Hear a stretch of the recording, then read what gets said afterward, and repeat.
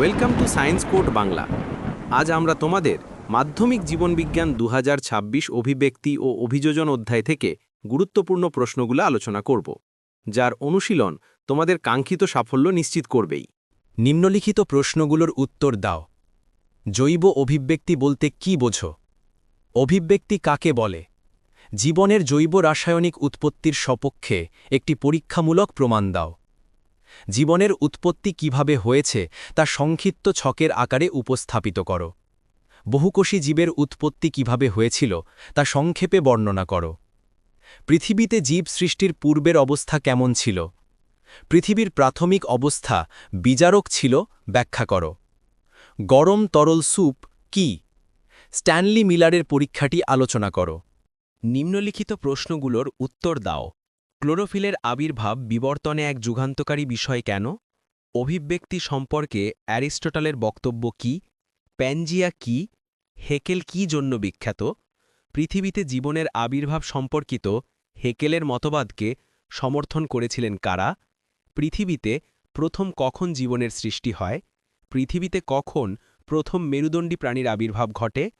পৃথিবীতে মানুষের সৃষ্টি হয়েছে কবে?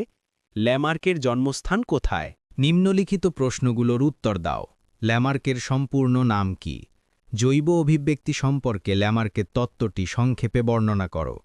ল্যামার্কের প্রকাশিত বইটির নাম কি? ব্যবহার ও অব্যবহার সূত্রের প্রবক্তাকে।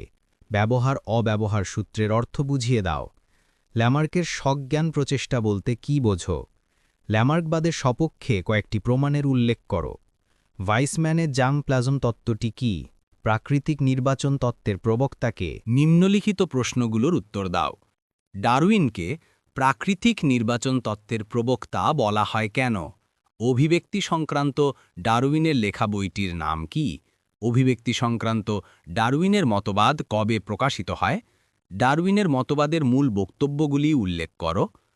এই তত্ত্ব অনুযায়ী অস্তিত্বের জন্য সংগ্রাম ব্যাখ্যা করো। ডারউইনের জীবন সংগ্রাম উদাহরণসহ বুঝিয়ে দাও। প্রকরণ কাকে বলে? প্রাকৃতিক নির্বাচন সমর্থন করে যোগ্যতমের উদ্বর্তন। প্রাকৃতিক নির্বাচন কি? কিভাবে এটি আমাদের জীবনে প্রযোজ্য? এই মতবাদের সাহায্যে নতুন প্রজাতির উদ্ভব কিভাবে ব্যাখ্যা করা যায়? নিম্নলিখিত প্রশ্নগুলোর উত্তর দাও। সমসংস্থ ও সমবৃত্তীয় অঙ্গের পার্থক্য লেখো ও উদাহরণ দাও। সমসংস্থ অঙ্গ কাকে বলে? সমবৃত্তীয় অঙ্গ কিভাবে অভিব্যক্তির সপক্ষে প্রমাণ হিসেবে কাজ করে? সমসংস্থ অঙ্গ কিভাবে জৈব অভিব্যক্তির সপক্ষে প্রমাণ হিসেবে কাজ করে তা ব্যাখ্যা করো। সংজ্ঞাসহ তুলনামূলক সমসংস্থ অঙ্গের বিবরণ দাও। প্রাণীর সমবৃত্তীয় অঙ্গের উদাহরণ দাও। নিষ্ক্রিয় অঙ্গ কাকে বলে? অভিব্যক্তিতে নিষ্ক্রিয় অঙ্গের গুরুত্ব কী? লুপ্তপ্রায় অঙ্গ বলতে কি বোঝো? জীবাশ্ম কি? অভিব্যক্তিতে জীবাশ্মের ভূমিকা কি? নিম্নলিখিত প্রশ্নগুলোর উত্তর দাও। ঘোড়ার জীবাশ্ম কিভাবে বিবর্তনের সপক্ষে প্রমাণ হিসেবে কাজ করে তা উল্লেখ করো। ঘোড়ার আদিম পূর্বপুরুষের নাম কি? বিভিন্ন সময়কালের ঘোড়ার পূর্বপুরুষদের নামগুলি লেখো।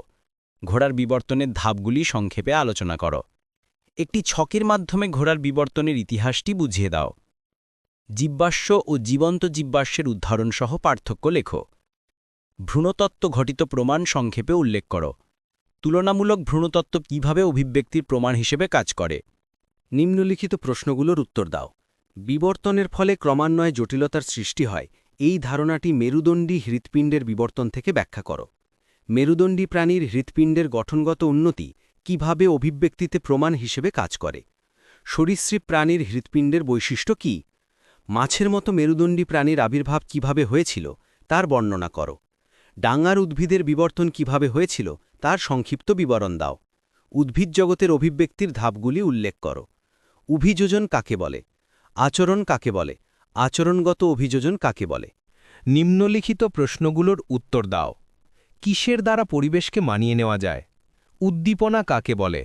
রুই মাছের পটকার কাজ লেখো। রুই মাছের পটকার বৈশিষ্ট্য লেখো। পায়রার বায়ুথলির পরিচয় দাও। পায়রার দেহে বায়ুথলির সংখ্যা কটি? রুই মাছ ও পায়রার একটি করে অভিযোজন আলোচনা করো। উটের অতিরিক্ত জলক্ষয় সহনের ক্ষমতা বলতে কি বোঝো? উট অনেকদিন জল পান না করে কিভাবে থাকে? উটের দেহে অতিরিক্ত জল কোথায় সঞ্চিত থাকে? নিম্নলিখিত প্রশ্নগুলোর উত্তর দাও। উটের গলা লম্বা হবার একটা কারণ লেখো। স্তন্যপ্রায়ী প্রাণী উটের রক্তের বৈশিষ্ট্য কী? মৌমাছিদের বার্তা আদান-প্রদানের পদ্ধতি সম্পর্কে সংক্ষেপে লেখো। মৌমাছি কী প্রকারে বার্তা প্রদান করে? শিম্পাঞ্জিদের সমস্যা সমাধান সম্পর্কে সংক্ষেপে আলোচনা করো। বিভিন্ন সমস্যা সমাধানে শিম্পাঞ্জি কি কাজ করে? লবণ সহনের জন্য সুন্দরী গাছের মূল ও পাতায় কি অভিযোজন দেখা যায়? লবণাম্বু উদ্ভিদের মূলের বৈশিষ্ট্য লেখো। কোন অঞ্চলের গাছে শ্বাসমূল জন্মায়? ক্যাকটাস গাছের দুটো অভিযোজনগত বৈশিষ্ট্য লেখো। Brought to you by science code Bangla, বিজ্ঞান এখন পকেটে। নিম্নলিখিত প্রশ্নগুলোর উত্তর দাও। ক্যাকটাস পাতার অভিযোজনগুলি লেখো। ক্যাকটাস পাতা কিসের রূপান্তর? ফণিমনসা গাছে কাঁটা হওয়ার কারণ কি? ক্যাকটাস কোন অঞ্চলের উদ্ভিদ? এছাড়া অতিরিক্ত ছোট প্রশ্ন প্র্যাকটিসের জন্যে তোমরা আমাদের পোস্ট সেকশন চেক করো। ওখানে তোমরা অসংখ্য কুইজ ও অনলাইন মক টেস্ট পেয়ে যাবে, যার মাধ্যমে তোমরা বাড়িতে বসেই নিতে পারবে মাধ্যমিকের সেরা প্রস্তুতি একদম বিনামূল্যে। আজকের আলোচনা তোমার কাছে কতটুকু উপকারী হলো তা একটি কমেন্টের মাধ্যমে অবশ্যই জানাও। তোমার মতামত আমাদের অনুপ্রেরণা। জানতে চাই তোমার মাধ্যমিকের স্বপ্নের স্কোর কত। সেই স্বপ্ন পূরণের রাস্তা আমরা একসাথে হেঁটে যাব। সায়েন্স কোড বাংলা শুধু একটা চ্যানেল নয়, এটা তোমার সাফল্যের পথে একটা ভরসার নাম। আমরা চাই তুমি তোমার সেরাটা দাও, আর এর জন্য যা যা প্রয়োজন তা দিতে আমরা প্রস্তুত। তোমার বিশ্বাসই আমাদের শক্তি। তাই একটি সাবস্ক্রাইব করে আমাদের পরিবারের অংশ হয়ে ওঠো। এই সুযোগটি হাতছাড়া করলে হয়তো পরে আফসোসও হতে পারে। চলো একসাথে সাফল্য ছিনিয়ে আনি।